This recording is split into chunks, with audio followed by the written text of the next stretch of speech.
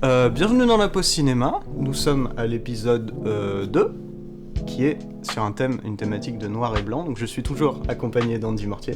Bonjour. Et de Jonas Besnier. Bonjour. Donc sans plus attendre, on va directement passer aux actualités qu'on a pu voir cette semaine. Carrément. Donc par quoi on commence du coup? Nous allons commencer par le mastodonte. La grosse actualité brûlante des sorties du 4 mai. Miss Marks. Non, vraiment pas. Non, Doctor Strange 2. Doctor Strange in the Multiverse of Madness de Sam Raimi. Et pas Doctor Strange 2 qui est l'Army of Darkness. Waouh. Ça aurait été peut-être un peu mieux. Moi non. Army of Darkness. Ouais, c'est en ref à Evil Dead 3. Ah. D'ailleurs, il y a un poster, oui. il y a un super beau poster qui a été fait en Doctor Strange dans le poster d'Evil Dead 3. Ah ouais? Ouais. Stylé. Étienne, tu présentes, donc vas-y. Let's go. Du coup, ouais, Doctor Strange 2, moi j'ai souvenir d'avoir vu le 1 il y a un petit moment, et du coup j'y allais surtout en me disant, moi ça peut être cool parce que c'est réalisé par Sam Raimi, et que j'aime bien Sam Raimi, et du coup je suis pas trop déçu en vrai, moi je suis assez content du film, j'ai vraiment retrouvé la patte de Sam Raimi, je trouve que c'est pas un film qui est surréférencé comme Marvel a pu le faire. Et ça j'ai bien apprécié parce que moi c'est un truc qui me sort par le nez quand Marvel. Il y a quand même beaucoup de références. Ouais, mais ça m'a pas dérangé. J'ai souvenir vraiment de films Marvel où ça balançait des références, mais surtout aux autres films en fait. Et là pour le coup il y avait pas mal de références qui étaient surtout à des comics, pour les fans de Marvel en fait, les fans de comics. Et ça c'était cool. Du coup ouais, le synopsis en fait, Doctor Strange a un petit peu donc des rêves dans lequel il y a une meuf qui a un pouvoir un peu spécial qui lui permet de se déplacer entre les multiverses, les multi-univers. Et en fait, il essaye de protéger cette meuf, en gros, pendant tout le film, en se déplaçant dans les multiverses, et il se passe plein de choses. Concrètement, c'est ça. C'est ça, faut pas dévoiler l'antagoniste. L'antagoniste, puisque l'antagoniste n'est pas précisé ni dans la bande-annonce, ni dans le synopsis. Mais il y a un antagoniste. Et il y en a un. C'est un film qui est cool, franchement, qui se regarde bien. Je pense que pour le coup, on a eu des retours en mode les fans de Marvel, ils ont pas trop apprécié. Les fans de Sam Raimi, par contre, je pense. Ouais. Pour le coup, quand on aime bien Sam Raimi, on est bien content. Bah oui. Moi, je peux enchaîner du coup. Vas-y, carrément. Vas-y. Bah du coup, moi, j'ai trouvé le film très cool. En vrai, il est sympa. Genre, c'est pas non plus un chef-d'œuvre absolu. Non, mais ouais, on en est loin. Mais on reconnaît quand même la patte de Sam Raimi. C'est ce que je disais la dernière fois. Justement, j'étais curieux à l'idée de voir le film. Parce que justement il y a Sam Raimi derrière et j'étais en mode est-ce que on va y retrouver quand même un minimum de Sam Raimi, et oui, j'ai même plus qu'un minimum. Il y a des scènes de stop motion totalement, je crois qu'il y en a 2. C'est ça, puis on a vraiment des scènes, des détails, des choses, des personnages qui sont vraiment représentatifs, ouais c'est ça, de la carrière de Sam Raimi, de ses films. Des moments horrifiques justement, je vais pas dire parce que gâche la surprise, mais puis il y a toujours Bruce Campbell, etc. Il y a un humour aussi à la Sam Raimi, un humour un peu glauque en même temps. C'est sûr. Non, mais il y a des scènes, et il y a des jumpscares. Bon, il y en a 2. Il y en a 2, j'ai sursauté. Oui, mais ils sont pas ouf, quoi. Hein? Ils sont pas ouf. C'est des jumpscares classiques de base, tu vois, mais en vrai ça va. Enfin, je dis classique de base en soi, moi je les trouve quand même pas si mal amenés non plus. Même si c'est vrai que c'est des jumpscares genre assez faciles, classiques, mais Elizabeth Olsen, elle l'avait dit justement qu'il y avait des jumpscares dans le film. Et ouais non, franchement, je l'ai trouvé très très cool. Moi je trouve quand même que c'est un gros bordel ce film. Alors, ça peut, ouais. Mais ça veut jongler avec le multivers et dire tout est possible, et ça exploite pas beaucoup le délire du multivers, contrairement à une sortie peut-être prochaine qui exploitera beaucoup plus ça. C'est possible. Et moi par contre, il y a un coup de gueule que j'ai envie de faire sur ce film. Vas-y. Ça m'énerve parce que, on va pas dire le nom de la personne, mais elle se reconnaîtra. Genre, quand j'ai dit que j'aimais pas forcément le film et l'histoire, on m'a dit genre c'est parce que t'as pas vu la série, t'as pas vu les séries avant, tu vois. Et moi ça commence à me faire un peu vraiment chier, genre d'aller voir un Marvel et que tu dois avoir vu les 20 avant. Ça se comprend, mais c'est un film normalement ça doit suffire à... Ouais, mais ça doit suffire à lui-même. Je suis d'accord, pour moi le film se suffit à lui-même. Simplement juste pour comprendre tout l'univers entièrement. Moi j'ai vu à peu près toutes les séries.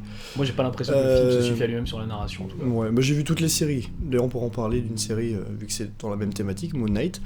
C'est pas forcément très bien. Voilà, petite parenthèse fermée. Il y a un auditeur qui va venir t'envoyer un message après et qui va te dire ah non c'est trop bien. Avec plaisir que j'en débattrai. Je comprends pas forcément le titre du film justement, et c'est là où je te rejoins quand tu dis justement que c'est un bordel monstrueux. Parce que genre j'ai l'impression que tu vois Multiverse of Madness. Madness c'est genre la folie. Ouais c'est ça. Ouais. Et du coup je m'attendais à avoir plus un truc complètement de fou, genre quelque chose de folie. Donc du coup bah là-dessus je comprenais pas terriblement genre le sens du titre. Bah c'est la folie des multivers. Ouais c'est ça, mais en fait y a pas beaucoup de multivers. Bah si, il y en a beaucoup juste par les chiffres, tu vois, en mode 616 là, ou 835. Ouais mais ça bah c'est les univers des comics. Voilà c'est ça, mais donc il y a quand même beaucoup de multivers, mais il y en a très peu d'explorés, et puis quand... Bah, et puis puis quand ils sont explorés, ouais, ils sont pas développés, il y a pas une folie non plus énorme. Puis ce qui a été exploité c'est quand même du très basique. Enfin c'est en mode, ouais ce personnage là de base il est méchant, bah du coup maintenant il est gentil. Où c'est en mode oui bah du coup les personnages importants bah du coup c'est plus les mêmes, enfin c'est ouais ok c'est cool mais ça m'a pas choqué quoi. Y a pas eu un truc où tu vas dans un univers où tu te dis putain ok c'est vraiment un univers ultra différent de ce qu'on voit d'habitude. C'est vrai. Et ça c'est dommage parce que pour le coup ils auraient pu.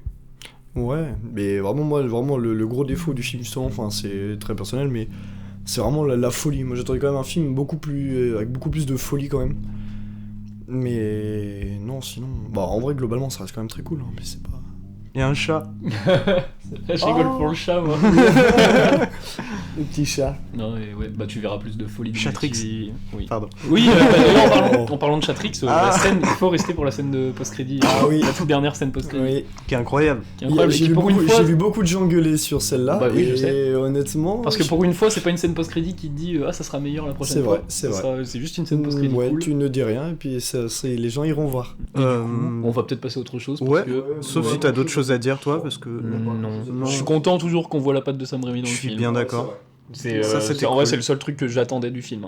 Mais il a réussi à se départager un peu de Marvel, se dépatouiller un peu, bien se démerder à faire ses moi de toute façon, j'attends vraiment plus rien des Marvel. À part justement que le réel s'impose un peu derrière. C'est ça. Là, pour moi, c'est plutôt réussi. En vrai, c'est plutôt réussi. Ça, même le film, c'est vrai que c'est une anomalie au niveau de l'ambiance dans le paysage. C'est vrai. Ouais. Moi, c'est vrai. Ouais, si on devait résumer, moi, je trouvais ça vraiment plutôt cool. Ouais, il y a moyen. Une bonne réal. Et puis, si plus de films Marvel sont comme ça, c'est cool. Bah, le seul problème au final, c'est qu'il est pas. Je pense pas qu'il a eu sa director's cut. Du coup. Oui, non, bah. Cinoche. Déjà, c'est Rodolphe, je crois, qui disait qu'il y avait une director's cut apparemment de 2h40. Ouais, exactement.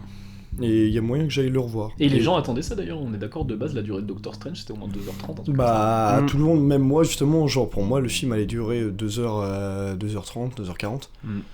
Si le film aurait duré 2h40, ça aurait été le deuxième film le plus long du MCU. Bah ouais, mais regarde quand tu vois que No Way Home il est plus long alors que No Way Home, mais No Way Home c'est très vide. Et c'est nul à chier, je suis désolé. Est-ce que ça aurait été mieux si ça avait duré 2h40 parce que je vois pas trop ce qu'il peut rajouter de vraiment conséquent. Ouais, peut-être raccrocher quand même un peu les morceaux parce que des fois c'est ça ce que j'allais dire, je suis d'accord, mais pas 2h40 tu vois, mais genre rajouter 5 minutes, 5-10 minutes juste pour que ce soit plus clair. Mais globalement 2h10, moi ça me va très bien. Genre le film il est extrêmement efficace, tu perds pas ton temps, même dès la scène d'intro ça commence très vite, très fort et t'es en mode ok. Ouais, là tu rentres fort, c'est une très bonne scène d'intro je trouve. Ouais. Donc bon, le kidnapping de Sam Raimi aura au moins servi. Mais bon. Non mais au point, il est toujours, d'ailleurs, je soupçonne qu'il est toujours kidnappé parce que Sam Raimi, il a quand même déclaré que genre John Watts c'était le meilleur réalisateur de chez Marvel. Ouais, ça fait mal. Mec, sous contrat. Oui, c'est son contrat, mais là il le dit, non mais il est pas obligé de dire que No Way Home c'est son film préféré quoi. Oh bah non, mais c'est pour sucer un peu Marvel, sachant que... No Way Home, c'est nul à chier. Ça fait mal de voir Sam Raimi dire. Ouais, c'est vrai, je suis d'accord. Et d'ailleurs, justement, à la séance de Doctor Strange 2, il y a une grosse actualité brûlante aussi, que nous on a vu, mais que d'autres n'ont pas encore vu, puisque ce n'est pas sorti, c'est rattaché à Doctor Strange au film, vu que c'est Disney qui fait Doctor Strange, tu me regardes avec des yeux bizarres, on me dit tu n'as toujours pas deviné. Je parle bien évidemment de la bande-annonce d'Avatar, The Way of Water, évidemment. Avatar 2. Oui. C'est une giga dinguerie. Et la bande-annonce n'est pas visible dans les UGC. Et pas que, dans les CGR et les UGC, il y a que les Gaumont Pâté et les MK2 qui le diffusent. Bon, mais bah voilà. On a eu de la chance. Oui. Et non, franchement, Pour ma part, la C'est bande un teaser. énorme. Ouais, c'est un teaser. C'est pas une bande-annonce. C'est un teaser, c'est vrai. Ça apporte, je trouve, une ambiance. En fait. Ouais, Il y a c'est- même presque pas de dialogue au final dans le Il y a truc, une seule phrase, je crois, dans le teaser. Ouais. Et non, Ah, franchement, toute fin, je trouve ouais. honnêtement que c'est une bonne grosse dinguerie. Bah, à voir en vrai, moi j'attends la bande-annonce, alors, la vraie bande-annonce. Totalement, mais juste moi sur le teaser, genre j'avais des frissons, genre j'étais complètement excité, j'avais juste les yeux genre grands ouverts, j'ai extrêmement hâte de le voir. Déjà même la première bande-annonce, mais non, c'est pour ma part une énorme dinguerie cette bande-annonce là, et que je trouvais important d'en parler en termes d'actualité. Bah du coup, on passe au Donc, prochain film oui, d'actu. Les Passagers de la nuit de tu Michael es le Hertz, seul et à que je avoir suis vu. le seul à avoir vu, et ben c'est un film que vous devez aller voir. Ah ouais? Oui. Alors, je vais raconter du coup vite fait, c'est Charlotte Gainsbourg qui est le personnage de Charlotte Gainsbourg qui est dans une situation assez difficile, et elle va trouver un job à la radio, et c'est une chaîne de radio qui diffuse une émission qui s'appelle Les Passagers de la nuit, avec d'ailleurs une meuf, elle s'appelle Emmanuel Wanda, Béard. elle s'appelle Wanda la meuf en plus, C'est Wanda. vrai, c'est Oui, Emmanuel Béard. Bah voilà, et elle a une super voix en plus, quand tu l'entends faire bonjour mes passagers de la nuit. Genre c'est très cool. Et elle va rencontrer du coup, c'est une émission radio qui invite des gens, qui recueille des témoignages, et elle va rencontrer la jeune Tallulah, qu'elle va héberger pendant un temps. Et voilà, et on va voir la famille un peu se reconstruire grâce à Tallulah et tout ça. Et c'est un film, je sais pas s'il a été tourné en pellicule, mais en tout cas il y a un truc très pâteux dans le film, et des fois il y a des changements de format, quand ils filment Paris de Ça, c'est dehors. cool. Mais Stylé. j'ai hésité justement, soit c'est des images d'archives, tu vois, soit c'est des images c'est vraiment ce qu'il a filmé à la péloche En mode dans un image format d'archive. Ouais. Ouais. Et c'est un Paris années 80, mais qui est vraiment, il y a une ambiance très bizarre. Je pense que vraiment tous les gens qui ont vécu dans le Paris années 80, ils vont avoir un sentiment bizarre pendant le film. Parce que c'est pas le Paris que t'es habitué à voir, même sur le moment c'est un Paris vide en fait, c'est pas un truc rempli. Ah ouais, ok. Ouais. Et le film est très beau. Genre sa photo est incroyable, vraiment. Donc, D'accord, mais de toute façon moi je comptais aller le voir. bah, je pense que Donc, je vais aller j'avais le voir très dit à bientôt. Lily de ne pas Ouais. aller le voir si elle avait pas aimé les Olympiades. De Ah Jacques ouais, Audiard. Il n'y a pas beaucoup en vrai de lien entre les deux, à part ce truc, ça fait un peu peut-être des fois bobo parisien. Ah ouais, d'accord, Peut-être ça ouais, attire ouais. beaucoup, enfin ça prend beaucoup ce Paris-là. quoi. Ouais, j'aime pas trop qu'on dise Ouais, ça quand on parle ok. forcément de films. Non, parce mais que ça- si tu regardes les Olympiades de Jacques Audiard, entre parenthèses, allez le voir, c'est une immense dinguerie. Oui. Enfin, il est pas au cinéma, mais regardez-le dès que vous pouvez. Oui. On peut pas forcément dire d'un film qu'il est genre véritablement pédant ou bobo parisien, dans le sens où là justement c'est un film genre qui se veut extrêmement autorisant, et même juste sur la bande-annonce. Genre. Alors, les cadres ils sont hyper précis. Ouais, hein, ouais, c'est ça, enfin ça se voit, ça se sent. C'est lent, par contre. Enfin, C'est lent, c'est pas. contemplatif plutôt. C'est la contemplativité. Bah, c'est pas contemplatif plus parce que c'est pas des super beaux un plans. rythme non plus plus. très C'est un long. rythme soutenu quoi. Après, la contemplativité est pas forcément obligé d'avoir juste sur En des général, quand très il est beaux plans, des contemplatif, choses c'est comme que ça. tu contemples Ouais, des. ouais. des Ouais, grands mais après, tu vois, paysages. même un cadre, forcément, sans une imagerie forcément des plus incroyables, tu peux justement contempler l'action qui s'y passe. Je vais prendre comme exemple la scène dans A Ghost Story de David Lowery, 2017, allez le voir, c'est une énorme dinguerie aussi. Oui. De la tarte avec Rooney Mara qui mange une tarte pendant 3 minutes du En film. plus, C'est plus que ça. Je crois que c'est 4-5 minutes. hein. Ouais, c'est ouais, moi pas je pensais grave. même vers 6. Ouais. Ah ouais, d'accord, bah peut-être, j'ai pas Vraiment, la c'est durée très- exacte de ce plan, Mm. mais tout ce que ça dégage en termes d'émotion, justement, tu contemples les émotions, tu contemples l'action, et t'es pas du tout dans le... Non mais c'est parce que là c'est contempler justement le décor, l'imagerie. C'est justifiable par le fait qu'aussi elle vient de perdre son mec. Donc il y a ce sentiment en elle, un sentiment de vie. Ouais, tu vois. Ça se tient. Après, ça se tient. je tiens à dire quand même que c'est quand même un peu à double tranchant parce que moi j'ai souvenir de l'avoir regardé avec mes parents et que moi j'étais complètement transporté par le film, mais que mes parents absolument Ouais, pas. il laisse, Ouais, des, c'est il laisse des normal. gens sur le carreau. C'est Ça, clair, c'est sûr. c'est clair. Donc comme ce film-là aussi, tu penses que ça Bon, peut c'est laisser des gens beaucoup sur plus le carré. rapide quand même. Ouais, Ghost ouais. Story, c'est vraiment des fois, c'est vraiment peut-être. Non, il y a toujours. On va prendre Memoria. Voilà, Oh, mais regarde. à l'extrême. À Bichat-Pong, verra, Exactement. c'était cool. Les films de cinéastes du plan, comme on Oui. les appelait. Et là, Les Passagers de la nuit, c'est plus soutenu, mais c'est quand même. Il y a un bon rythme quand même. Ouais, mais en termes de transition, est-ce que du coup ça peut quand même laisser des gens sur Je le pense, carreau? ouais. Mais après, il y en a, ils sont sur le carreau quand ils vont voir, je sais pas, Mad Max Fury Road. Hein. Alors ça, Donc, c'est pas possible. Ça, Ou c'est pas Doctor possible. Strange Ou 2. Doctor Strange 2. donc Alors je me ça dis, plus, mais Mad Max Fury Road, la première personne qui vient de me dire Mad Max Fury Road, genre c'est nul à chier, bah, envoyez-moi un on message. aura l'occasion, je pense, d'en parler. Ça, c'est sûr. Et on va peut-être changer de film du coup. Ça marche. Bah, du coup, on passe au troisième film d'actu que j'ai vu du coup avec Andy Mm.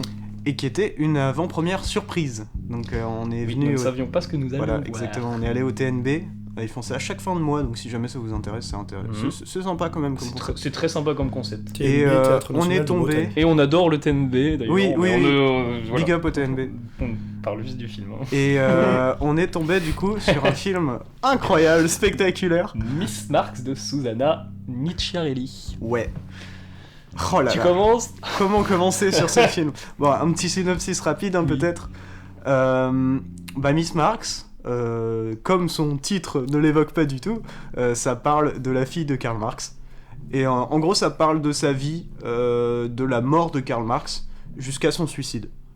Je pense que c'est pas un spoiler, c'est un truc historique, donc... Ouais. Ça se tient. ça se tient. C'est Éléonore Marx, ça s'appelle, je crois, sa fille. C'est ça, ouais, c'est ça, c'est c'est ça. Éléonore Marx. Putain, j'ai la culture. Et waouh. Et ça parle de sa vie est un grand mot, parce qu'on ne voit pas beaucoup sa vie Ouais, dans le c'est film. vrai, c'est vrai. On voit sa vie Donc- bourgeoise. Donc voilà, donc en fait on est de base en avant-propos donc sur un film qui se veut forcément un peu marxiste, donc forcément de Oui. gauche, et un film avec un personnage féminin fort, donc un film féministe, et qui, selon moi, et je pense que t'es d'accord Andy, se loupe complètement Oui. et donne... Il fait tout l'opposé. Ouais, exactement.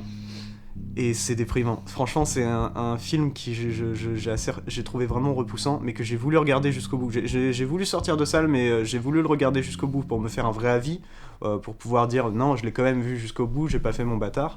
Mais c'est franchement mauvais. Le Oui, film est pas ouais. moche. Si c'est sa Sur qualité. sa colorimétrie, sur ses cadres, ça va, non mais c'est Ouais. pas non plus, ça fait pas grand chose. Bah, ça casse pas trois pattes à un canard. Et puis surtout, c'est. Ça casse pas trois pattes à un marxiste.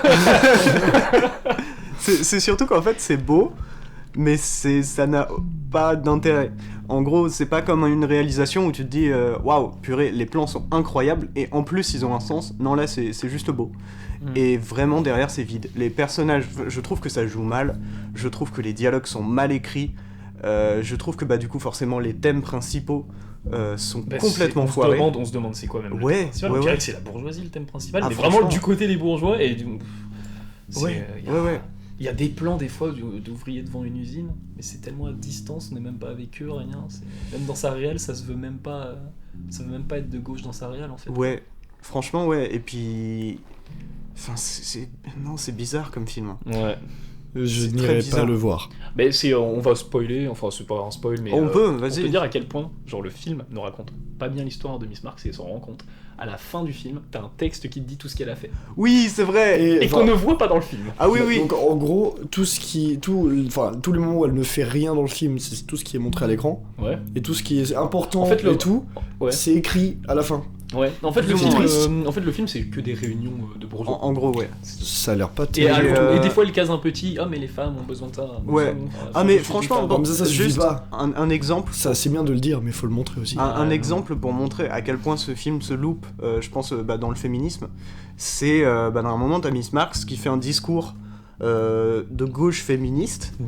et autour d'elle, elle est entourée de plein de personnages. Ah, d'ailleurs, juste petite parenthèse, il y a énormément de personnages qui sont balancés Oui. à l'écran, et t'es en mode putain de merde, c'est qui lui, et tu sais pas, et c'est jamais expliqué. Et du coup, t'as plein de personnages comme ça que t'as vu pendant le film, mais dont tu te souviens absolument pas le nom. Ils ont aucune personnalité, ils sont aussi plats qu'une feuille de papier, comme tu l'as si bien dit. Et vraiment, t'as ce discours qui normalement est censé être poignant, c'est censé être un truc qui te prend. Et vraiment, derrière, tous les personnages s'en battent les couilles, mais d'une force. Et le spectateur aussi, du coup. Bah ouais, forcément, mais tellement qu'à la fin du discours, il y a en gros le copain de Miss Marx qui tousse, genre en mode... Et après, ils applaudissent. Franchement, je trouve ça dégueulasse. C'est gênant. Comme Je trouve qu'ils auraient pu faire quelque chose, mais c'est même pas dans une optique de genre montrer la réalité de l'époque et à quel point c'est dur. Non, j'ai l'impression qu'ils sont vraiment sûrs de ce qu'ils font, en mode ouais, non, regardez, c'est stylé. Enfin, je sais pas, c'est un film qui m'a perdu, j'ai pas compris ce qu'il voulait faire, pour moi c'est très bancal. Bah, le seul truc que je trouve intéressant, c'est de commencer à limite son biopic par la mort de Karl Marx. Ouais, Ça, j'aime bien les biopics qui prennent pas leur genre date de naissance, date de mort, et puis c'est comme Steve Jobs, le biopic sur Steve Jobs, je Ouais. sais pas si vous l'avez vu. Danny Boyle. Ouais. Je l'ai pas vu. Qui fait, en fait, il prend Steve Jobs à travers 3 périodes, 3 sorties de produits Apple. Et D'accord. c'est Ah. super intéressant de faire ça. J'avoue, Ouais, carrément. mais on me l'a beaucoup conseillé ce film-là, faut que je le regarde. Oui, il faut regarder Steve Jobs. Voilà. Et donc Miss Marx, c'est un film à ne pas aller voir. c'est un nom, c'est un très grand nom. Allez Je le voir n'irai pas. si vous voulez vous forger votre propre avis, mais c'est Ouais. littéralement tout. Je n'ai pas envie de forger mon propre avis. Je pense que vaut mieux aller sur la page Wikipédia de Éléonore Ah, ouais, Marx. Ah, je ouais, pense D'aller voir qu'on le film. Vous en apprendrait apprendrez peut-être plus. mieux là-dessus. Exactement. Donc bon, et peut-être que le mec qui aura écrit l'article sera vraiment de gauche, il aura sa façon Non, d'écrire mais mieux que la carrément, façon de réaliser le Je film. pense même que sans lire la page Wikipédia, je saurais exactement les mêmes informations qu'en regardant le film. Mais ouais, voilà. Donc rien. C'est un grand nom de ma part. Oui. Enfin, non, du coup. Oui, mais non. Du coup, on change de film. C'est Ouais, ça. carrément. Dernier film d'actualité. Loin du périph' de Louis Leterrier, sorti Netflix le 6 mai.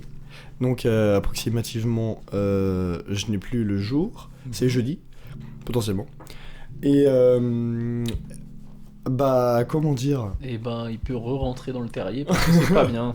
En vrai, Donc voilà. bah non, c'est vrai que Ça essaye d'être du Michael Bay, mais ça n'y méga arrive pas. osef. Ouais, c'est un sous Michael Bay, mais en même temps, quand on regarde du coup le paysage français dans ce style de cinéma-là, de gros blockbuster, on est en mode bah déjà c'est cool.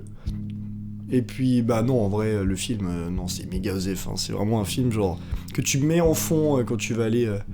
Je sais Faire la pas, vaisselle. faire ton Bah, linge, c'est ce ta qu'on a fait dans les vaisselle. TikTok. Dis-toi un moment vraiment au bout de 20-30 minutes on fumait et puis on regardait même plus le film. Ah, totalement. C'est, Ah ouais. c'est vraiment osef. Non, et franchement, mec, on était à la fenêtre, mec, on rigolait. Et ça c'est un problème en vrai, c'est aussi un gros problème des prods Netflix. C'est qui très sont vrai. lisses, mais c'est incroyable. Ça, hein. ouais, alors ça dépend lesquels. On a déjà Ça eu un dé- débat comme Ouais, ça. Ouais, ça dépend lesquels évidemment. Bien sûr. Mais En dans ce général. film-là, là-dessus, je suis entièrement d'accord, c'est extrêmement lisse. Par contre, c'est beaucoup moins pire que ce que je pensais à la base. Genre, il y a quand même des idées de réel qui sont plutôt cool. Ouais, mais il joue, non mais Louis Ouais, il mais joue c'est avec ça, sa mais caméra parce qu'il a du totalement, budget, il a mais une belle caméra, il a des beaux Mais trucs de non, mouvement. même pas, c'est même pas un si gros budget que ça, j'ai Bah, pas le chiffre exact. On n'a pas le budget. On n'a pas le budget exact, mais j'avais vu justement des articles qui disaient que justement le film n'était pas non plus un gros budget, grâce justement à une technologie, la technologie utilisée sur The Mandalorian et The Batman, qui est l'énorme écran LED à la place des ouais fonds verts. Oui. Ouais. Et c'est le trop bien. premier film français de l'histoire à le faire, et seulement le 3e film dans l'histoire du cinéma. Ah là, je vais pouvoir faire mon nerd. C'est exactement, mec, c'est une très bonne règle. Tu pourrais expliquer le concept si Ah tu veux. ouais, après. carrément. Juste, je voulais avant peut-être un petit synopsis, je sais pas si... Un petit synopsis. Ouais, je crois qu'il y en a pas eu. Ok, alors déjà, Loin du périph', c'est du coup la suite d'un film de Damien Charon. Alors je sais plus si c'est Damien, je sais plus comment on s'en fout. D'un film qui s'appelle De l'autre côté du périph', sorti en 2012, je crois bien, toujours avec Omar Sy et Laurent Lafitte de la comédie française. Et en gros, là ça reprend du coup pas à la fin du coup du premier volet, mais bien plus après, où du coup le binôme s'était séparé, était chacun dans son coin, et un meurtre est découvert, et du coup les deux leurs chemins vont se recroiser pour justement cette enquête-là. Et d'ailleurs, mec, c'est qui a tué qui a fait commis le meurtre au final? C'était le flic? C'est une très bonne question. Moi-même, Parce que j'en sais rien. je sais même pas Franchement, qui a non, franchement, Ça le part scénario, tellement- le ça part scénario, tellement le en couille scénario que- est très nul. Pour moi, le scénario est très très très mal écrit. C'est juste visuellement où t'es en mode bon, ça passe. Le film est giga osef. Et même à la fin, là, je suis vraiment incapable de te dire pourquoi le crime a été commis. et Mais qui l'a je commis. suis entièrement d'accord, mec, avec toi. Parce que j'y avais pas pensé, mais maintenant que tu Ouais, me le dis, c'est mec, vrai j'en ai que, mec, aucune idée. Parce qu'on a regardé super film d'action, enfin film d'action, super, bon, il était super, mais on a regardé Ouais. le film d'action, tout ça, mais. Ouais, c'est ça. Ouais, non, c'est vrai. Par contre, les cascades sont cool. Les scènes d'action sont cool. Ça va. Non. En vrai, ça Je trouve va, pas, mais c'est ça surcuté, va. c'est pas- Alors c'est oui, pas- non, je parle pas du montage, je parle des scènes d'action. Ah oui, mais les scènes Le d'action. montage- Ouais, mais les scènes d'action, le si tu montage fais est- des belles scènes d'action, t'as même pas besoin de les cuts. Bien en soi. sûr, Ouais, mais carrément. par exemple, des fois, genre, il y a, moi je pense surtout à une scène, une course-poursuite en voiture, au bord d'une falaise. Ouais, je me doute que tu parles pas de la course-poursuite en karting. hein. Certainement pas. Oh bah encore ça va là, mais j'étais en mode, oh attends, il y a des mouvements de cam stylés, bah ça fait très Michael Bay quoi, mais c'est sous Michael Bay. Mais non, franchement, cette scène d'action là, justement, de cette course-poursuite, pardon, au bord d'une falaise, bah, justement, à un moment, il y a une voiture justement qui va tomber, et genre, t'as un sorte de ralenti, et justement, c'est beaucoup plus lent, et là, j'étais en mode, hein, et un petit truc sympa. C'est un truc qui ralentit, puis qui se réaccélère d'un coup. Et puis, non, mais sinon, globalement, non, c'est très, très, très mal monté, très, très mal écrit. C'est pas bien. La réal est un peu un copié sur du Michael Bay. Ouais, non, c'est pas terrible. hein. Il y a ces plans au drone. Ouais, c'est ça. Bah, il y a beaucoup trop de plans drone en fait. hein. C'est quasiment que ça. Et ouais, non, pas terrible. Vous êtes pas obligé de le regarder sur Netflix. Vous êtes vraiment pas obligé. Il y a de bien meilleures choses sur Netflix. Ah là là. Bah, je Mais, pense que c'est un film de commande de base parce que le C'est truc possible. c'est que Louis Leterrier il fait beaucoup de films de commande. C'est Et possible. c'est plus un bon faiseur que je pense un bon C'est un possible. Yes Man en fait. Et Ouais. sachant que, est-ce que vous voulez savoir qui est co-scénariste sur le film? Vas-y. J'ai vu ça tout à l'heure, Franck Gastambide. LOL. Ça fait chier. C'est pour ça que c'est mal écrit. Hein. Attends, je l'ai plus du coup. Sorry, C'est Franck. quoi Taxi 5. Ouais. Ah voilà, dernière merde. Hein? J'ai pas vu. C'est pas grave. C'est nul à chier. Pour la technologie quand même, parce que bon, si on doit tirer un truc positif de ce film, en vrai, c'est de parler de cette tech-là, parce que je Carrément. pense que les gens sont pas forcément au courant. Et c'est une évolution incroyable dans le Oui. cinéma, qui va faire que t'as des petites productions qui vont se permettre des trucs incroyables. C'est vrai. En gros, concrètement, c'est une sorte de remplacement pour un fond vert, qui est un écran LED en forme de cylindre, en gros, autour de l'acteur. Là, c'est incurvé quoi. Ouais, c'est ça. Ouais, c'est un 360. T'as un très grand écran LED et on place un tracker sur la caméra, ce qui permet, grâce à un logiciel, du coup, généralement c'est Unreal Engine, de voir directement ce que la caméra verrait si elle était dans l'environnement 3D et de projeter ça sur les écrans LED derrière. Ce qui fait que on est sur un principe qui fait qu'on n'a plus besoin de fond vert, qu'on peut modifier en temps réel, ça c'est incroyable, modifier en temps réel les environnements 3D autour, et que on n'a pas de souci d'éclairage, parce qu'on est sur des écrans LED qui envoient directement l'éclairage de l'endroit environnant. Franchement, si vous avez jamais vu ce système-là, je vous invite à chercher ça, il y a des images qui ont été faites de derrière les scènes avec The Mandalorian. The Batman aussi. The quoi? The Batman aussi. Ah ouais, ils ont... Ah, je savais Ouais. pas qu'il était utilisé dans le Bah, Batman. Bah, moi non plus, j'ai vu ça tout à l'heure. Et c'est The Batman l'utilise. Bah voilà, mais du coup, je sais qu'il y a des petits trucs filmés avec The Mandalorian où même t'as des moments où ils prennent l'acteur, ils le mettent au milieu et ils changent la scène en 3D vraiment en quelques secondes. Et du coup, t'as toutes les lumières autour qui changent. D'un coup, ils sont dans un bar, d'un coup, ils sont dans l'espace, d'un coup, ils sont dans un désert. C'est incroyable. Franchement, c'est le futur du fond vert, c'est le futur du cinéma. Donc, C'est même beaucoup mieux qu'un fond vert, puisque Oui. du coup, là, Ah oui, on n'a oui. pas de fond vert dégueulasse. Et ça se voit vraiment pas. Ouais, Du coup, c'est très propre. C'est pour ça que dans le film aussi, là-dessus, c'est clean. Genre, les effets spéciaux, tout est vraiment clean. Genre, t'as pas de ah là, c'est dégueulasse un peu en termes de C'est fond vert. une- Y a pas de fond vert. c'est une grosse baisse de budget aussi. Ça, c'est sûr. Ah, parce que, mais enfin, Ça, c'est sûr, rien bah- que, genre, imaginez, vous êtes réalisateur, et vous êtes en mode, ok, moi je veux un désert, c'est un truc de cow-boy, disons. Et là, il y a un rocher qui vous plaît pas trop dans l'environnement 3D. Bah, plutôt que de genre, vous recevez le rush, vous envoyez un mail à l'équipe 3D, puis après ils doivent tout modifier, bah là, vous êtes en tournage, vous le voyez sur l'écran LED à travers la caméra, tu vas voir le mec sur son PC à côté, tu lui dis le rocher là, il me plaît pas, il le remplace en quelques secondes. C'est incroyable! Et justement- Franchement, c'est... Justement, j'avais vu justement une interview de Louis Leterrier qui disait pour Loin du Périph' que justement, grâce à cette technologie, il a pu diviser le budget par 3. Ouais, ah mais c'est pas qui étonnant. est absolument pas négligeable. C'est ce qui c'est est vraiment le immense. truc du futur. Bah du coup je pense qu'on a fait le tour des actus. Nous si avons je ne fait le m'abuse. tour des actus. Trop bien. Bah du coup on va pouvoir passer à la thématique qui cette semaine est le noir et blanc. Mais avant. Ah oui. Mais J'oublie avant, toujours, j'oublie oui, il y a le toujours. petit film toujours en salle. Ouais, les films en salle, les actualités à Rennes. Bon. Oh, pardon. C'est à toi Andy, vas-y. Oui. Alors, toujours. Bon, bah évidemment, au Gaumont, Doctor Strange 2. Mais Oui, bon, oui, je pense oui. qu'il est partout. Oui. Oui, ouais. On a Ténor aussi, Oui. qui a l'air super intéressant. Claude Zidi Oui, c'est vrai Junior. que ça avait l'air sympa Mm. ça. Oui, de Claude Zidi, c'est vrai. Junior. Junior, oui, en plus. Putain, mais comment tu sais ça, toi? Bah, je me renseigne sur les films, on dit. Goliath, toujours au Gaumont, Mm. notre grand étonnement. Ouais, franchement Bah, Goliath, ça vaut le coup d'œil pour moi. Alors, Et- moi, j'aime pas trop le film, mais ouais, franchement, allez-y. Et Et les films de la semaine dernière, évidemment. Ouais, Sentinelle bien sûr. Sud, Bien on sûr. Il y a vu encore. Il y a encore de Clapiche. Ouais. Ouais. Il y a encore. Encore. Il y a toujours les animaux fantastiques. Toujours. Voilà, pour faire plaisir à Jonas. Ta gueule. Alors, tu peux pas aller le voir 3 fois, toi? Non, mais je l'ai vu qu'une fois, ça me suffit, mec. La Ruse, toujours présent aussi. Les Secpas, à notre plus grand plaisir. Oh là là. Ouah, t'es pas obligé de le dire. Meilleur je film de pense. l'année, non? Oui. Le médecin imaginaire, bon, pas obligé. T'es pas obligé de le dire non plus. Mais bon, les passagers de la nuit. Ah, Évidemment. voilà. Et Gaumont, seule la terre est éternelle. Oui. Il repasse. Oui, Oui, ça oui. c'est lourd. Ça C'est faut vrai, qu'on ça. y aille. Voilà. Et peut-être dans les futurs actus du Gaumont aussi, petit truc intéressant à dire. Ah. Le Il était une fois, Pulp Fiction. Effectivement. Ah, oui, c'est vrai. oui. Attendez une autre. Oui. Oui. Et oui, nous allons parler de. Oui. Comme on Prochaine- l'avait dit, la avant, chaîne on avait d'actu. aussi parlé Oui, d'Avatar. du coup. la semaine prochaine, il y a The Northman du coup qui sort. De Robert Eggers. De Oui. Robert Eggers.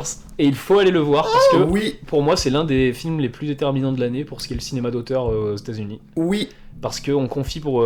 Ça va être l'un des derniers gros budgets qu'on confie à un auteur et s'il se casse la gueule, en vrai ça va être foutu. Merci on le dit.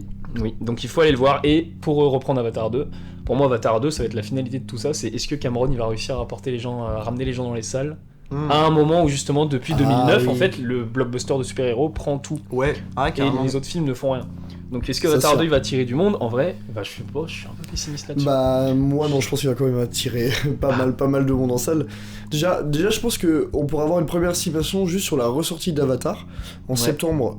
Oui, Avatar 1 ressort en salle partout en France. Le 21 septembre je crois. J'ai Non. pas la date Je précise, crois que c'est je le sais que c'est en 21 septembre 2022 que Avatar 1 ressort. Donc en vrai faut clairement aller le revoir, puis ça passera sûrement en 3D, donc franchement je vous encourage à le voir en 3D. En plus il est remasterisé. Totalement. Donc bon. Pardon, c'est vrai? Oui. Oh. Oui, ils ont refait. Ah bah alors ils ont ça, refait les trucs. ça part au four, je vais y aller en courant. Mais je pense que déjà on aura les premières estimations de voir s'il y a pas mal de gens qui vont revoir Avatar 1. On pourra se dire, ok, il y a quand même pas mal de gens qui vont aller voir Avatar 2. Bah c'est surtout que de toute façon Avatar c'est en vrai c'est un film d'auteur. Ah Ouais. totalement. Donc, C'est un blockbuster d'auteur, j'ai envie de te Ouais, et dire. là on a confié combien à James Cameron du coup 1 milliard théoriquement pour faire les 5. Il est censé tourner les- si c'est $1 milliard. Non, c'est 1 milliard pour les deux, le 2 et le 3. Non, ils font pas 500 millions. Ah, pour moi si. Ouais, ça m'étonnerait. Bah pour moi si, parce que 250-300 millions. Quoi. James Cameron et Disney, ils avaient dit qu'en gros, ils tourneraient le 2 et le 3, et ils attendraient les retombées du 2 et du 3, et ils tourneraient le 4 et le 5 pendant ces sorties-là, et que si jamais le 2 et le 3 finalement floppaient ou ne marchaient pas, bah le 4 et le 5, tout ce qu'ils ont tourné, poubelle. Non, mais pour moi, les 1 milliard c'était pour les 5. Ah bah c'est possible alors.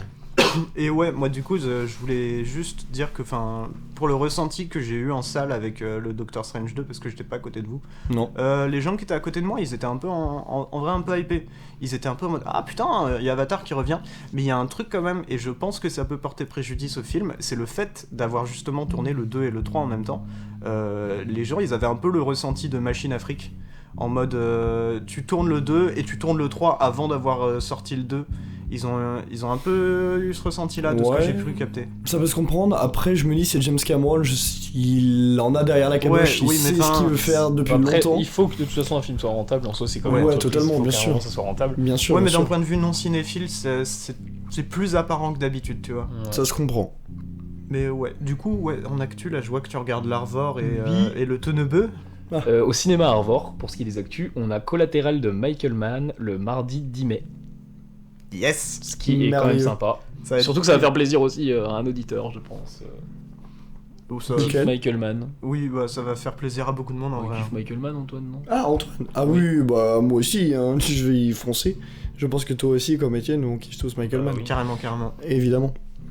Trop hâte de voir ça dans une Alors salle de ciné. ça, franchement oui. Et sinon, il y a Limbo, Ok, voilà, Ah. de Ben Sharrock, et apparemment Ouais. c'est pas Oh. mal. ça a l'air classe, ça a l'air stylé. Il y a encore Babysitter de Monia Chokri qui passe. Parce qu'apparemment ça c'est une bonne dinguerie aussi. Non, il ne passe plus. Il passe plus? Ah si, pardon. Ah ok, je Oui, il y a toujours Babysitter de Monia Chokri. Monia Choukri. Il est pas long d'ailleurs, il fait 1h27. C'est vrai? Et il y a toujours un Event aussi, Ah ça j'ai pas envie. Franchement j'ai pas envie. de Elisabeth Vogler. Ouais, Vogler. ça je veux pas. Et pour ce qui est du TNB, il y a une petite actu sympa aussi, c'est Ok. la rétrospective Jean-Pierre Mocky. Oh Voilà. Ok, Donc si vous Stylé. n'avez rien vu de Jean-Pierre Mocky, et bah foncez au Tenebeu. voilà. Au TNB qui est le Théâtre National de Bretagne à Rennes. Le Et- Tenebeu. Il y a toujours Hit the Road de Panapanaï que je n'ai toujours pas vu mais que je vais bientôt aller voir, je pense. Parce que Stylé. C'est sa dernière semaine et apparemment Oh, c'est et incroyable. Stylé. tiens, au TNB, actu que t'as pas encore dit, vendredi 13. Oui, Oh oui. vendredi. Parce que en plus, on en a parlé dans le podcast, donc je trouve que Oui. c'est trop bien de pouvoir Vend- le ressortir. Oui, Oui. c'est parce que et c'est une pure coïncidence. Hein. On n'a Ouais, pas demandé, on n'a pas totalement, demandé au ouais. TNB de le passer. Franchement, Hein. on aurait pu, mais non. On aurait pu. Vendredi 13 mai, du coup, il y a Stand By Me de Rob Reiner qui passe. Oui. Et évidemment, bah, on attend du monde dans la salle. Voilà. Ça c'est sûr. Parce que Stand By Me, c'est une œuvre très. Comment dire, Qui Moi, je pense que tu qui as t'emporte. Tu as Et déjà c'est une œuvre qui tout dit dans l'épisode 0. Voilà. Ouais. Donc allez voir. Si vous ne l'avez pas vu. Si vous n'avez pas vu, retournez voir l'épisode 0 pour m'entendre sucer Stand By Me. Voilà. Et voilà. Et il y a Miss Marx, mais. Non. Ouais, bah non. C'est pas grave. Et il y a toujours ma famille afghane, par contre, de Mikaela Pavlatova. Voilà. Stylé. Bah, là, t'en vas. Qui a une animation très belle. Quand même. Michaela. Pavlatova. Ok, bah du coup on a fait le tour des actus. Oui. Donc on va pouvoir enchaîner sur la petite thématique qui cette semaine est présentée par moi. Mais dis-moi Étienne, quelle est la thématique aujourd'hui? La thématique aujourd'hui, si vous avez suivi la semaine dernière, c'est le noir et blanc. C'est très intriguant. Ouh. Qui peut paraître à la fois classique quand on le dit, et au final, au vu de la sélection, pas du tout. Ouh. Ça me hype ça, Jonas. Ah ben ça, moi je suis déjà hypé alors que je sais Moi là, déjà tout. je suis plus qu'hypé. Et on va parler du premier, ça risque d'être intéressant. Ouais, Exactement. le premier film du coup qui est proposé par Jonas, qui est... Oui, Coffee and Cigarettes de Jim Jarmusch, datant de 2003. Donc en gros, c'est un film qui est en noir et blanc, bien évidemment. Bien évidemment. Bah, il est en noir et blanc le film, je le précise. C'est un film en noir et blanc qui dure 1h32 et qui justement est dans son synopsis plein de petits courts-métrages de très courtes séquences qui en font un long métrage. Et c'est quelque chose justement c'est que des discussions autour de café du coup et de cigarettes. On a déjà beaucoup de plans zénithales sur les cafés et les cigarettes. Voilà. Et non, justement, que voulais-je dire? Ah oui, c'est du coup, dans les discussions, justement, ça va parler de tout ce qui va être de la condition humaine et de sujets très quotidiens, mais extrêmement variés, de justement prendre le côté de l'humain, mais sous tous les angles possibles. Je trouve que ce film est très inégal, puisque j'aime des séquences. Il y a d'autres séquences où je me suis dit, ça, c'est un peu chiant. Mais non, c'est très inégal. Et c'est un film sans véritable but, mais qui prend justement la condition humaine de tous les angles possibles. Parce qu'un film doit avoir un but. Ouais, ben moi je trouve que ce film-là n'a pas vraiment de but.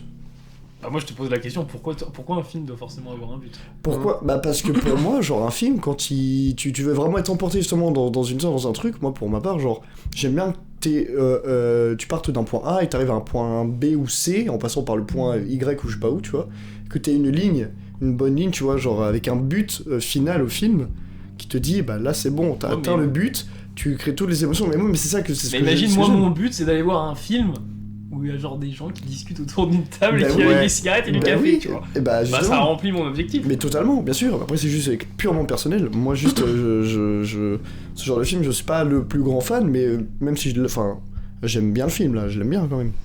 Je l'aime bien. Mais non, je le trouve très inégal. Et pourquoi, mais tu l'as choisi en noir et blanc juste parce que... J'ai choisi en noir et blanc parce que je ne l'avais pas vu et que j'avais très envie de le voir et très envie de pouvoir en parler aussi. Un film qu'on m'avait déjà conseillé aussi, qui est très bien noté, qui est assez apprécié. Et du coup, bah, justement, dans la thématique du noir et blanc, du coup, je pouvais trouver ça intéressant de parler justement d'un film de Jim Jarmusch, du coup, Coffee and Cigarettes. On aurait pu prendre Deadman, qui est aussi en noir et blanc. J'aurais dû faire ça. Ah, bah moi je suis pas d'accord. Parce que, bah du coup, si je reviens sur l'idée d'avoir un but dans un film, moi je suis pas du tout dans cette optique-là. Pour moi, tu parles d'un film, tu parles d'une musique, tu parles d'une œuvre d'art. Avoir un but, c'est secondaire en vrai. Le truc principal que doit faire une œuvre d'art, selon moi, c'est procurer des émotions et faire réfléchir. C'est vrai. Et Coffee and Cigarette, ça me fait procurer des émotions. Il y a des moments que je trouvais assez touchants. Il y a des moments qui m'ont fait mourir de rire. Oh oui. Et ça me fait réfléchir, sans deck.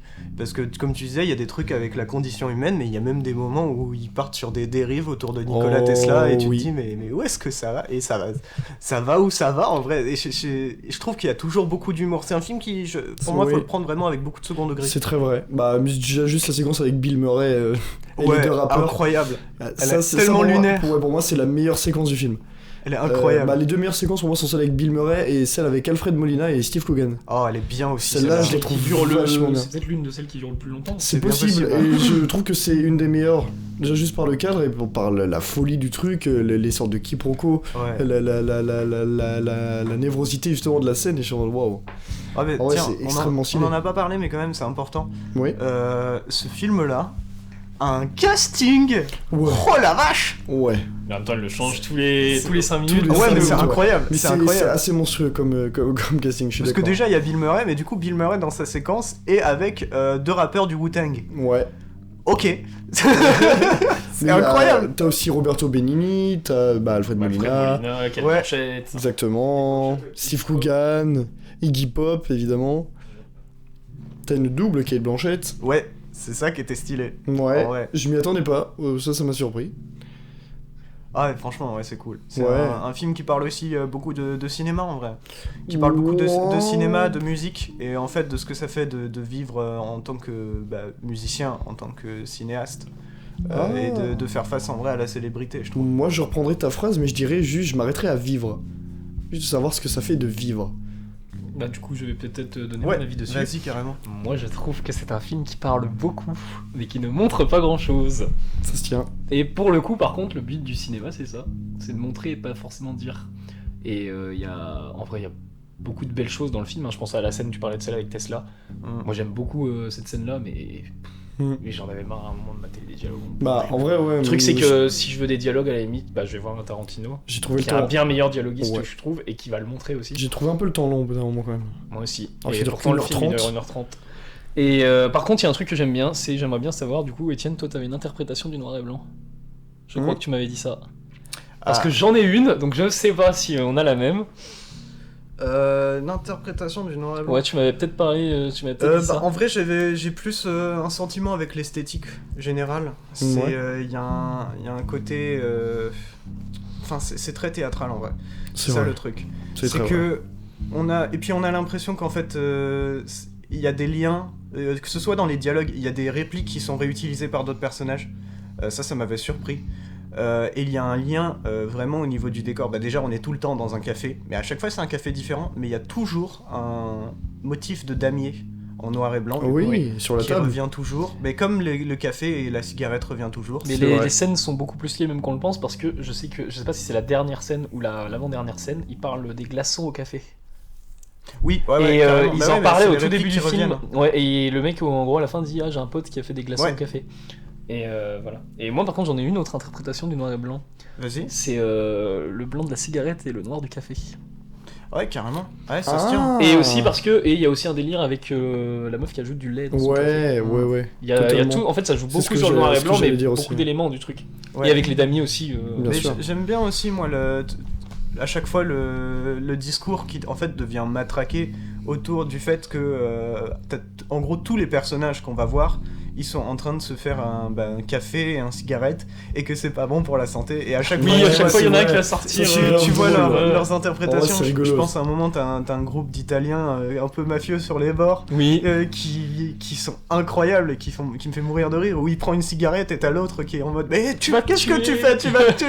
Et puis lui il est en mode je peux même plus prendre une cigarette. Justement, c'est trop bien. Où je trouve que ce qui est intéressant, j'ai retrouvé ce que je voulais dire, c'est que justement dans le fait qu'il y ait des films qui n'aient pas de but, c'est que celui-là pour moi finit par être répétitif justement dans sa forme et tout, d'où justement tu disais un peu l'absence de point de vue, enfin de réalisme. C'est tout le temps les mêmes positions. C'est toujours la même chose. Et du coup justement je me disais sur tout ce qui a été dit au final, tous les angles de la condition humaine qu'on voit, il aurait été intéressant justement d'y trouver un but à tout cela, et d'avoir comme une petite conclusion, tu vois, même une dernière séquence, même dans les mêmes positions, qui va conclure le truc, qui va vraiment tout conclure, parce qu'à la fin du film, j'avais pas l'impression d'avoir tout conclu, j'ai l'impression juste d'avoir vu plein de scénettes différentes, et qui n'apportaient pas forcément grand-chose les unes aux autres, et non, franchement, ça m'avait un peu déçu, j'étais vraiment en mode, putain, c'est con quand même. C'est là où j'étais en mode, bon, oui, il fait réfléchir, mais je pense qu'il aurait en fait encore plus réfléchir, s'il avait eu quand même un but précis, dans ce que Jim Jarmusch voulait raconter au final. Ouais, mais pour rebondir là-dessus, moi l'impression que j'ai eue vraiment pendant le film, c'est que en gros j'avais l'impression que Jim Jarmusch il avait un concept de base avec l'esthétique, avec le café et la cigarette, et qu'il avait des potes acteurs, des potes connus, tu vois, et qu'il leur disait venez genre à 2, à 3, à 4, et vous vous placez, je vous explique le concept, tout ça, mais après vous faites de l'impro. Et j'ai vraiment eu l'impression que c'était des scènes d'impro comme ça, un peu humoristiques, où vraiment en fait les acteurs pouvaient faire ce qu'ils voulaient. C'est clairement pas ça, je crois pas. Non. Mais il y a un peu cette impression-là. Je suis d'accord avec toi, j'ai à peu près le même ressenti. Et par contre, je trouve que dans certaines scénettes, ça joue pas très bien. Il y a certaines scénettes où j'ai l'impression que ça pique un peu. J'étais en mode surtout par exemple je pense au gamin qui va récupérer de la thune à son daron là. Et là j'étais en mode ouf. Bah, c'est Ouais. c'est mafieux ça. Ouais, c'est Moyen. dans les Italiens. Ouais. Mais là, j'étais un peu en mode, oh, ça pique un peu. Mais ça m'a pas j'ai dérangé. eu plusieurs moments dans le film où je trouvais justement que ça jouait un peu mal. Et toi t'avais fini du coup. Et du coup, moi, je viens de finir. Et Ouais, bah, bah, moi aussi, je pense que j'ai fait le tour. Bah moi aussi parce que Moi mais aussi. c'est pas c'est pas. Il y a pas forcément grand chose à dire au final. Puisque Ça me donne pas trop envie de regarder un film de Jarmusch parce que le mec a l'air de s'éclater mais moi il m'apporte pas du tout. Alors franchement, si je peux conseiller des films de Jarmusch, Bah je sais qu'il y a Deadman tu vois. Deadman, mais The Dead Don't Die. Mais bon bah Ah, justement mais tu moi, vois. j'aime bien The Dead Don't Die. Bah- Je te trouve très cool. Un peu trop long, mais très cool. Ah, écoute je l'ai pas vu mais bon. Alors j'allais. Déjà quand je me dis j'allais que pas Jim spoiler le Jarmusch film, mais- quand je me dis que Jim Jarmusch a fait Coffee and Cigarettes et Deadman et que tu vois à côté The Dead Don't Die je me dis mais c'est quoi c'est un bordel ça film. Pour moi, il tentait. Il a voulu tenter. Et non, je trouvais je trouvais ça honorable en fait, hein, simplement de tenter, mais carrément un film de zombies. Et Oui, c'est vrai. non, moi je trouve le film très agréable à voir et assez cool, même s'il est un peu trop long. Ok, bah en vrai, bonne recommandation hein, autour Oui. du réel. Oui. C'est cool. Ça se Carrément. regarde. Totalement. Ouais, en vrai, ouais. Non, Si The ça- Dead Don't si Die, vous- ça se regarde. En vrai, pour Coffee et une cigarette, pour finir, genre en vrai, si les images vous intéressent, si vous pensez que autour des propos ça peut vous intéresser, Oui. allez jeter un œil et C'est vrai. regardez ça de façon décompressée. Faut pas le prendre au sérieux, je pense. ce Ouais, film. je suis d'accord. Du coup, ouais, deuxième film de la thématique, qui cette fois-ci est présenté par moi, c'est Sin City. De Je ne sais plus. Robert Robert Rodriguez Rodriguez et Frank Miller. Et Frank Miller, c'est vrai. Frank Et il y a Miller aussi qui une a fait. il y a aussi une partie réalisée par Tarantino. il me semble. Ah bon? Ouais. Alors ça, je ne savais pas du Oui tout. parce qu'il est sur le projet ouais. Je savais qu'il était genre en mode prod dessus, mais pas à réaliser un segment. Non il n'a pas écrit. Je sais pas du tout. Pour moi, Parce qu'il est en Pour moi, il a réalisation. réalisé, En ouais. réalisation il y a Frank Miller. Bah, et le Rodriguez. scénariste, c'est Frank Miller, adapté de son roman graphique. Et non une bande dessinée, c'est un roman graphique. Ouais mais il y a écrit auteur de BD quand tu tapes Frank Miller. Alors, Donc, peut-être sûrement, mais parce que ça se dit pas auteur de roman graphique. je vois Étienne qui regarde le synopsis. Ouais, Toi aussi, tu l'avais oublié ouais. un peu. Bah, le truc, c'est que c'est un C'est un film. mélange d'histoires. C'est ça, exactement. Donc, ouais. C'est un film qui mélange beaucoup d'histoires. Hmm. Et je me suis dit, la meilleure façon de faire ça bien, ça va être de checker vite fait le synopsis. Donc, ouais, donc en gros, Sin City, c'est surtout un film autour de la ville de Sin City. Et de plusieurs embrouilles qui vont se passer. Donc, avec. Il me semble qu'il y a 3 personnages en gros qu'on suit. Et qui vont, en fait, à la fin, un peu s'entremêler dans leur scénario. C'est assez intéressant. Moi, j'aime beaucoup ce film pour le coup. Alors moi je suis très mitigé dessus. Moi Parce aussi. qu'il y a une partie que j'aime beaucoup. Enfin il y a comment dire. C'est l'intention que j'aime beaucoup, mais j'aime beaucoup moins le film par contre. Enfin, l'intention derrière le film me touche pas mal. Parce que ça veut. Déjà, ça reprend les films noirs. Mm. Et ça, c'est une ambiance quand même qui est super, qui est très belle. C'est même Mais pas un même film noir, en fait, c'est au-delà plus un film, du- c'est le néo-noir. Ouais, mais au-delà même du film noir. Ouais, néo-noir, en vrai, c'est bien comme définition. Mais je trouve qu'il y a. Pour le coup, c'est un des films qui réussit le plus l'esthétique comic books. Oui, là, bah, justement, Ah, c'était pour ça, ça aussi. oui, justement. On est d'accord que ouais, pour ça. Juste c'était- avec la c'était aussi, la couleur Mais rouge. parce que aussi, t'as Frank Miller dessus. Bien sûr, bien sûr. Bien sûr. Le roman graphique est comme ça aussi, en noir et blanc, avec seulement du rouge comme couleur. Ouais. Mm. Ah, il n'y a pas que du rouge comme couleur. Oui, il y a pas que du rouge. Ah non, il n'y a pas un moment où il y a une image où il y a de la peau. Il y a du bleu, il y a du jaune, Ouais. Ah ouais, il y a du rouge, ouais. Je ah peux- ouais, c'est ouais. c'est très, ça doit être très très furtif ou très court. Ah non, vraiment pas. Désolé, Yes. mais il y a un pour te redire, en gros, t'as un personnage qui est entièrement jaune à un moment. Donc, D'accord. après, ouais. Mais ouais, du coup, moi, c'est un film qui, pour le coup, j'aimais bien Je l'histoire, vais y j'aimais bien retourner. les personnages parce que je retrouvais vraiment cette ambiance comic books qu'en vrai j'aime beaucoup. Et surtout, c'est l'esthétique en vrai qui m'a porté. C'est un film d'un esthétisme incroyable, je trouve. C'est un des films les plus beaux faits dans cette esthétique-là, en vrai. Ouais, si les Marvel pouvaient être aussi beaux et En vrai, représenter bien les comics comme je ça, suis d'accord, ça c'est pas serait faux. vrai, ouais. Je suis d'accord, complètement. Mm. Mais vraiment, ouais, il y a des plans qui sont magnifiques. J'ai souvenir de ralentis. Et puis des descriptions très littéraires avec, par exemple, un moment où il avait des yeux d'un bleu incroyable. Et puis là, t'as un plan sur lui au ralenti avec les yeux qui sont bleus. C'est magnifique. C'est trop bien. Moi, franchement, ouais, c'est un film qui m'avait happé beaucoup avec son esthétique. Et puis, en vrai, son histoire très crue aussi. Mais c'est vrai, c'est hyper violent. Puis ses personnages. Ouais. Mm. C'est vrai que moi je l'ai vu il y a quand même un bon moment. Ouais, moi aussi. Je l'ai pas revu le film. Puisque moi quand je l'avais vu justement, j'avais vraiment pas aimé du tout. Je m'étais vraiment ennuyé devant, même si tu vois, je reconnaissais totalement la qualité justement de l'esthétique justement et ces couleurs là. Et moi justement je me souvenais que du rouge justement. Donc il est pas très frais dans ma tête, donc je vais pas être le plus à même de pouvoir vraiment parler pertinemment du film. Mhm. Mais globalement de ce que je me souviens du film et de ce que j'avais ressenti à l'époque, parce que j'ai encore mon ressenti Donc quand j'avais vu le film, justement, je m'étais presque endormi devant. Je trouvais ce film assez longué, un peu presque inintéressant, genre qui racontait à la fois pas grand chose et en même temps beaucoup trop de choses, donc c'était un foutoir monumental. Et pourtant, c'est un film qui a quand même un statut de film culte. L'un des meilleurs films de Robert Rodriguez, comme on dit. Je suis pas d'accord. Oh, il a fait Spy Kid 3. J'ai pas vu. Ça, c'est pas bien. Moi, mais Alita il y a Battle pas Angel, qui est Alita Battle Angel, on va se faire. vachement bien. Je trouve que c'est vachement bien. Mais non, Sin City, moi, me laisse très, très, très en dehors. Me met vraiment sur le carreau. Et c'est un film que je pourrais revoir, tu vois, mais plutôt dans de bonnes conditions à la limite. Je pense qu'en vrai, le problème... Pas sur un ordinateur ou même une télé. C'est un film que je pourrais aller revoir au ciné. Mon problème, c'est que moi, je l'ai vu sur ordi. Ah, ben moi aussi. Parce que le problème, pour moi, vraiment, c'est pour ça que le film m'a pas marqué, je pense. C'est parce que je l'ai maté sur ordi, alors que sur un écran de ciné, ça doit être magnifique. Bah, je l'ai maté sur un écran d'ordi aussi, donc j'ai ce ressenti-là. Peut-être pour ça aussi que je me suis quasiment endormi devant. Ah, moi je l'ai maté sur PC pour le coup, mais ça m'a pas trop dérangé. Mais ouais, si je dois faire peut-être une dernière parenthèse dessus, parce que vu que au final, bah moi aussi, hein, ça fait un moment que je l'ai vu. On va pas avoir la conversation la plus deep, tout ça. C'est quand même. Ça, c'est sûr. Je tiens quand même à parler des lumières. Parce que, bon, on parle de l'esthétique, mais ce qui réussit pour moi vraiment, bah, c'est ce côté vraiment très comic book, ces films noirs, c'est les lumières qui sont... Elles sont parfaites en fait. Bah, vraiment, c'est un film, je crois ça que... Ça dessine des ombres, ouais, sur les visages des persos, c'est partout. Ouais. Ça. Mais je trouve ça, je suis d'accord avec Étienne, je trouve ça monstrueux. Franchement, en termes de visuel, l'esthétique, je la trouve vraiment monstrueuse. Et je préfère largement le noir et blanc de Sin City que de Coffee and Cigarettes, que je trouvais pas forcément hyper intéressant. Pour le coup, tu compares vraiment bien une sûr, esthétique assez sobre au final bien sûr, avec totalement. une esthétique très graphique. D'esthétisme, très graphique. Esthétique d'esthétisme. Totalement. Franchement, c'est un film qui profondément m'impressionne par son esthétique, dont j'ai un bon souvenir. En vrai, l'histoire, pour le coup, est assez crue, mais elle reste en fait très pulp, très comic book. C'est ça, mais c'était le point positif pour moi du film. C'est pour ça que Tarantino a bossé dessus. C'est possible. Bah, de toute façon, Tarantino, dès qu'il peut bosser sur un film, il va carrément, ouais. C'est très vrai.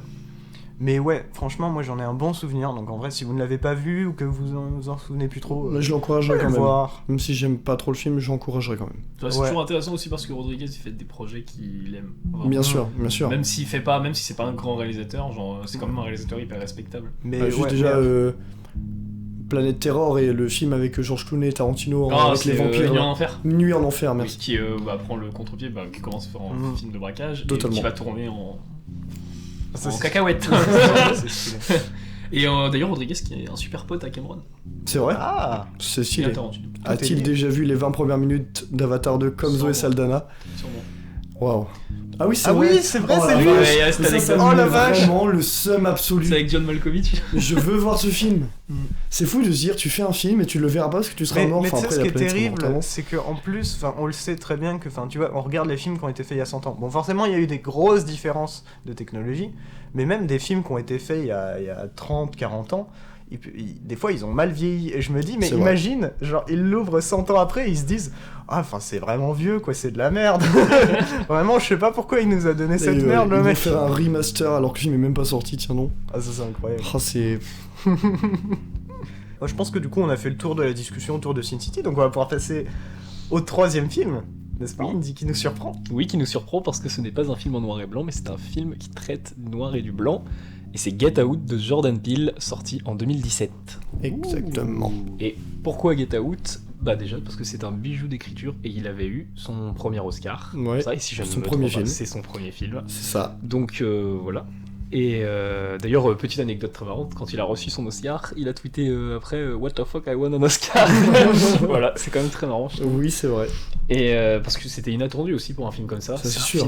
C'est un film Blumhouse. C'est un film Blumhouse déjà, ouais. C'est un film de genre. Oui. Pas horreur, pas très horrifique, mais épouvante. L'horreur, et puis c'est un film noir. Oui. Pas dans le sens film noir détective, mais c'est un film noir, c'est un film pour cette cause-là en tout cas. Surtout aux États-Unis qui catapent pas possible avec la discrimination et tout. Exactement. Et donc pour eux, on va résumer vite fait le film. Donc Get Out, ça parle donc du personnage de Daniel Kaluuya qui rend visite, qui accompagne sa fiancée, sa copine, chez elle, chez ses parents du coup. Et il va découvrir, du coup, que les gens de couleur noire ont un rôle assez petit dans la maison, de majordome, voilà. Et les blancs font des petites réunions bourgeoises et tout ça, et voilà. C'est une énorme dinguerie. C'est une énorme dinguerie. C'est une énorme dinguerie. Et pourquoi ? Pourquoi c'est une énorme dinguerie ? Parce que comme je suis totalement d'accord avec toi quand je dis que c'est un bijou d'écriture, parce que genre tout ce qui se passe justement dans le film, genre tu le vois arriver, mais quand ça arrive d'une manière où t'es en mode waouh, genre tu t'y attends pas que ça arrive comme ça, et même justement tout ce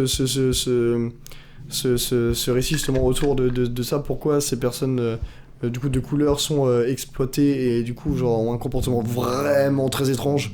Je pense à une scène qui, moi, personnellement, m'a vraiment terrifié. C'est le jardinier qui court vers la caméra et d'un coup qui tourne. C'est un screamer qui en est même pas un en plus parce que tu le vois arriver. Mais ça te fait flipper. Ouais. Mais j'étais en mec, c'est du génie, c'est trop fort. Ça marche tellement bien. Mais c'est vrai qu'en termes de situation horrifique, c'est monstrueux. Ça marche du feu de Dieu. Je pense même aussi avec la servante, à un moment où Daniel Kaluuya avec un appareil photo. Et regarde vers le miroir et d'un coup elle se tourne. Ouais. Et mec, j'ai fait un bond de 53 mètres de haut.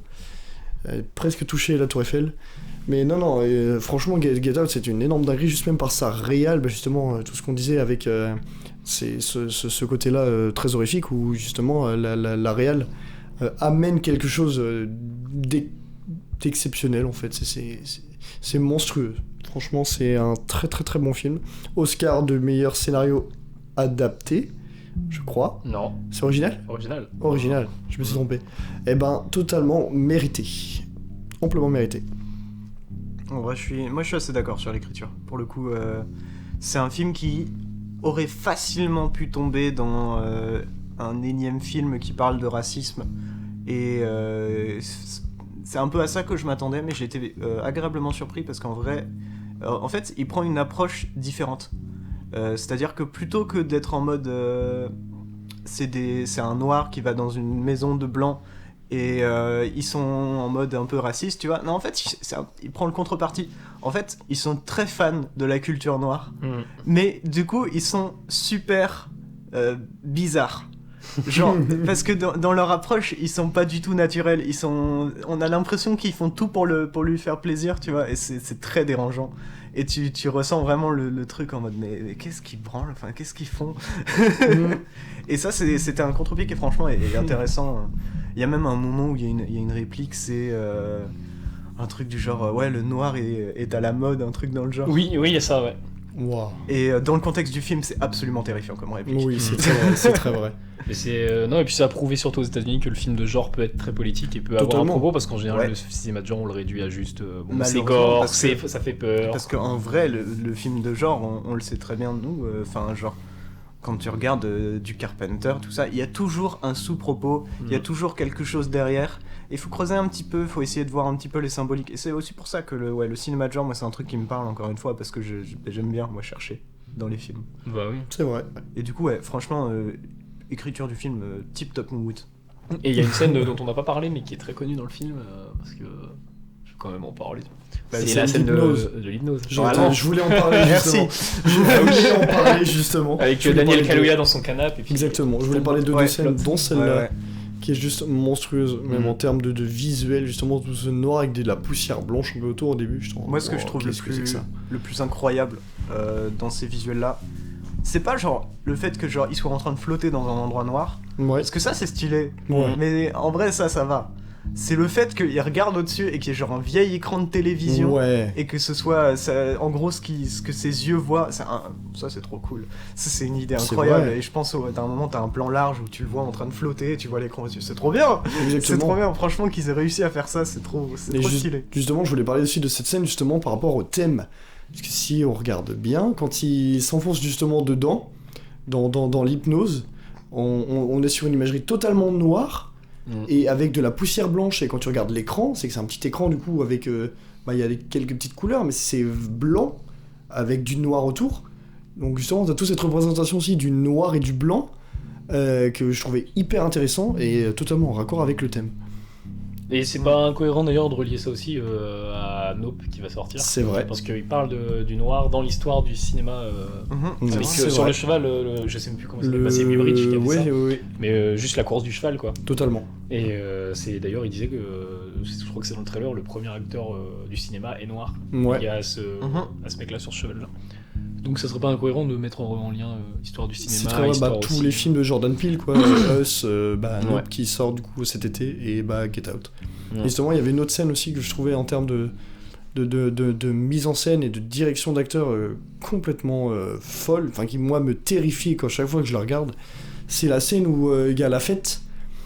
Et du coup, c'est une scène que c'est deux côtés de cette scène que je voudrais parler. La scène déjà avec Lakeith Stanfield, qui est juste monstrueux, genre ça de tension. Et justement, c'est là où j'ai découvert Lakeith Stanfield, qui est Lakeith Stanfield, qui est maintenant un des acteurs que j'aime énormément suivre. Et justement, cette scène où justement, après cette petite embrouille, parce que je vais pas spoiler, je vais pas dire, mais les gars, vous voyez de quoi je parle. Quand après les coups Daniel Kaluuya genre remonte l'escalier pour fuir cette situation, et qu'il y a tous les gens de couleur blanche justement qui sont en train de discuter, et dès que Daniel Kaluuya sort du cadre, silence, et tout le monde se tourne la tête tout doucement vers l'escalier. Et je trouvais ça, genre, mais tellement précis, tellement terrifiant. Et je voulais mettre un petit point d'honneur à cette mise en scène. Vrai, sur cette scène-là, moi, ça me fait penser à... Puis c'est un lien évident, parce que c'est du film de genre américain de la même époque. Ça me fait penser à Moi dans Hérédité. Oui. En fait, c'est ce que je vais appeler un peu hasardeusement. Je sais pas si ça se dit. Enfin, un peu avec hasard. En fait, de l'horreur à partir du normal. Ou de peu de choses, tu vois, quelque chose d'assez commun. Genre, des gens qui se retournent pour regarder quelque chose, c'est pas si anodin. Enfin, ça va, quoi.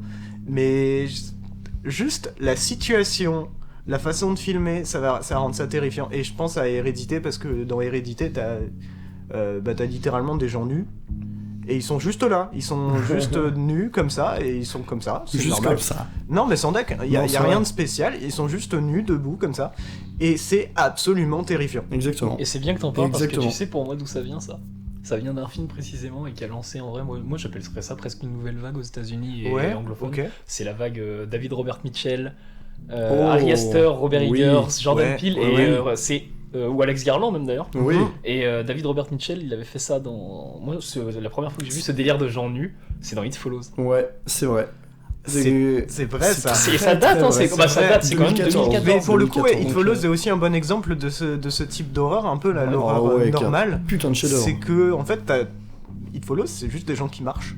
Mais c'est terrifiant. C'est terrifiant cette vieille qui vient vers toi. C'est même pas d'ailleurs à poil, mais juste... Non, puis même la musique de Disaster Peace dans It Follows, c'est monstrueuse. Mais ouais, du coup, je trouve que vraiment, il y a dans le cinéma de genre américain, ça se... il y a ce délire-là de... C'est très spécial, hein, c'est très fin en vrai, mais quand on regarde les films, on capte le truc et on se dit, ouais, il y a un véritable lien. Il y a un véritable truc. Ouais, c'est assez drôle justement que c'est tous à peu près, je sais pas quel âge de Jordan Peele, je crois que ça doit être le plus vieux peut-être de tous, hein, mais ils sont assez jeunes. Ouais, Jordan Peele est le plus vieux. Ouais. Mais il y a vraiment un petit renouvellement du cinéma de genre et qui commence à être déjà... Jordan Peele, lui, il a le côté très politique. Ouais. Robert Eggers a un côté très folklorique. Ouais. Oh, Ari Aster aussi. Ari Aster, Ari Aster, même Midsommar, c'est hyper folklorique. C'est folklorique, tu vois, mais Ari Aster, lui, je le mettrais plus dans un délire très... C'est un truc, une horreur très familiale. Ouais, je suis complètement d'accord. Thématique très familiale. Ça tient. Autour de la famille. Par les relations, ouais, même. Parce que même, c'est au final dans Midsommar, c'est avec ses parents. Ouais, c'est ça, il y a Hérédité. Dans Hérédité, c'est... et puis dans Midsommar, il y a aussi tout le délire avec la secte, qui est une sorte de nouvelle famille. Il a 43 ans, Jordan Peele, du coup. Il est pas si vieux que ça. Moi, j'allais dire 46. Je sais pas quel âge ils ont, David Robert Mitchell et Alex Garland, mais ils sont tous... Non, Alex Garland est plus jeune. Mais ouais, c'est vrai, je suis d'accord. Ari Aster, pour moi, il y a un vrai côté familial. Robert Eggers, pour moi, c'est très folklore, mais très mythologie. Très mythologie. Dire que Ari Aster a un vrai côté familial, c'est peut-être pas totalement ce que tu voulais dire à la base. En vrai, si, exactement. Un vrai côté familial. Ouais. Ari Aster. Oui, bah oui. Je pense que c'est peut-être pas les bons... Si, les gens comprendront. Parce que quand On je parle regarde de le film- réalisateurs de films d'horreur. Mais on Évidemment va que pas- c'est ouais, pas c'est on va pas se ça. facile. mentir, on va pas se mentir, dans les deux films, en soi c'est très horrifique, mais à la fin, les Ah deux oui. personnages trouvent une nouvelle famille. Alors totalement, mais pour moi, genre en soi, je peux pas forcément dire que c'est familial, tu vois, c'est un côté qui travaille beaucoup l'horreur dans la famille, mais Ah, je suis justement, quand on, avec cette fameuse expression un peu débile, genre quand tu passes par le bas, tu vas finir par romancer, ça fait un peu ça. C'est presque Moi, c'est à chaque pas fois l'horreur les dans la familles de famille. substitution, et t'as pas forcément l'impression que c'est une vraie famille, une nouvelle famille, tu vois. Genre, je vais pas spoiler Midsommar, mais à la fin, t'as En pas vrai, l'impression si. que ce soit une vraie famille, En vrai, si. une si, nouvelle si. famille maintenant, quoi. Si, il y a des gens qui sont sortis de Midsommar qui étaient en mode ah, heureusement pour elle. Ah d'accord, oui, Tu non, vois ouais, je comprends. Et ça, je trouve Bah, ça fort. Et c'est ça- pour ça que je trouve pas que c'est de l'horreur dans la famille. Je trouve que c'est vraiment juste des Ouais, films bah, sur la famille En vrai, ça s'entend. qui ont des côtés horrifiques. Ça s'entend totalement. Bah après moi je l'ai vraiment pas ressenti comme ça, mais ça s'entend. Et donc voilà, il faut Ouais. voir Get Out de Jordan Peele, il faut Totalement. voir toute Carrément. cette nouvelle vague. Et Totalement. en parlant de Alex Garland, on attend très Totalement. fortement Men. Oui, Merci de la Parce que transition. d'ailleurs Alex Garland, à côté lui, c'est de l'horreur SF pour le coup. C'est Avec vrai. Ex Machina, C'est vrai, bah, c'est Ex vrai. Machina, je sais pas si tu l'as vu. Annihilation, Si, si, j'ai vu Ex aucun film Machina, d'Alex Garland. Annihilation, bah Ex Machina. il y a- Annihilation que j'ai détesté. Oui, c'est- pour moi, J'ai j'avoue. vu 0 film d'Alex Garland. Et Non, justement, on en mais parlera. Men n'est pas SF. Enfin, je sais pas s'il est SF, mais j'ai une petite théorie sur le film. Il y a un Vu que côté les un hommes ont l'air peu- chelous dans le en film, vrai- est-ce qu'il n'y a pas. Pour y a moi je moyen, pense y a qu'il y en a moyen. un, déjà même dans Je la pense que bande-annonce, si, ouais. il y a un petit côté, t'es un peu en mode ah c'est... C'est isolé, enfin je sais Ouais, pas, il y a. c'est ça, Si mais vous ne l'avez pas vu, juste allez la avec les voir. pommes qui tombent La déjà. bande-annonce de Men est Mhm. une des bandes-annonces peut-être les mieux réussies de Ouais, Sherlock. ouais, Ah oui, elle c'est clair. elle est terrifiante, wow. Ouais, et puis peut-être aussi pour petite parenthèse, vu qu'on parle d'un 24, Everything, Everywhere, All at Once, Oui. qu'on Magnifique. attend chaleureusement, qu'il y a un Qui a un Qui est un distributeur distributeur français. Originals. Enfin, original du coup. je Un sais pas. distributeur Oui, c'est ça. français et on sait pas encore quand est-ce qu'il va sortir. Mais on il va l'attend, sortir. hein. j'espère On l'attend bientôt, chaleureusement et on en parlera quand il sortira. Bah, on en Oui. parlera même 1 ou 2 semaines avant, t'inquiète, on dira. Oui, Préparez, ouais, faut oui. se préparer. Bah, comme là, oui. préparez-vous pour The Northman mercredi. Oh oui. Oh je suis pas prêt.